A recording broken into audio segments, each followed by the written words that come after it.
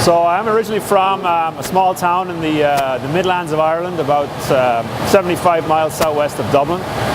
I went to brewing school at Heriot-Watt University in Edinburgh in Scotland and studied brewing and distilling science for about 4 years. Then I worked for a couple of brewing companies in the UK and Ireland for a wee while after graduating, and then I came to the US about 10 years ago. I've been with Summit for the past 8 years, and I'm part of the brewing team, specializing in handling all of our cask conditioned beers and also doing some work with brand specification and ensuring that our products are consistent and meet spec. Just want to talk to you a little bit today about Unchained number 6 Gold Sovereign Ale, a 19th century Victorian style pale ale. I've been researching this beer for about a year and a half. I've always been interested in beers and recipes from the 19th century, one of the golden ages of brewing, especially in the British Isles. It's very tough to replicate beers from that time period, so I thought we'd put an interesting spin on it by using ingredients that have just become available in the last 10 years. So taking a 19th century recipe and then blending in ingredients that have only been available in the 21st century.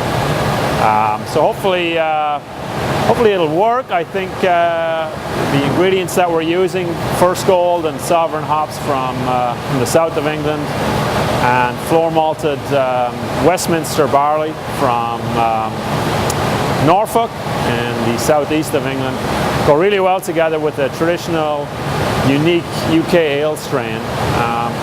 Obviously back in the 1870s they would have had open fermentation, but we've used our conical fermenters here at Summit, and an extensive amount of dry hopping, and I think we're going to end up with a pretty bitter beer, pretty assertive in character and flavor, with a lot of hop flavor and aroma. So the majority of our Gold Sovereign is fermented and conditioned in our cylindrical conicals, and most of the beer is packaged in kegs or in bottles. The beer will be completely unfiltered. We'll use a fining agent to remove all the yeast and protein, but a small amount of the wort is kept back for cask conditioned purposes, for creating a cask conditioned version of the ale. This really is more of an accurate version of what the beer would have been like back in the Victorian era. Pale ale back then was usually served bottled, or in draft form it would have been served on cask.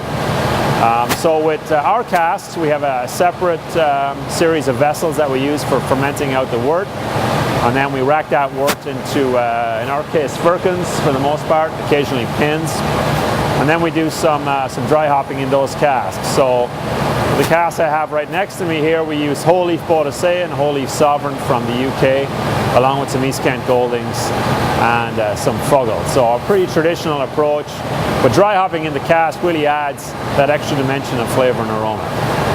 Cask conditioned ale is, of course, the traditional way of serving and maturing beer in the UK and Ireland, starting to become much more popular here in the States with the rise and popularity of craft brewing in general.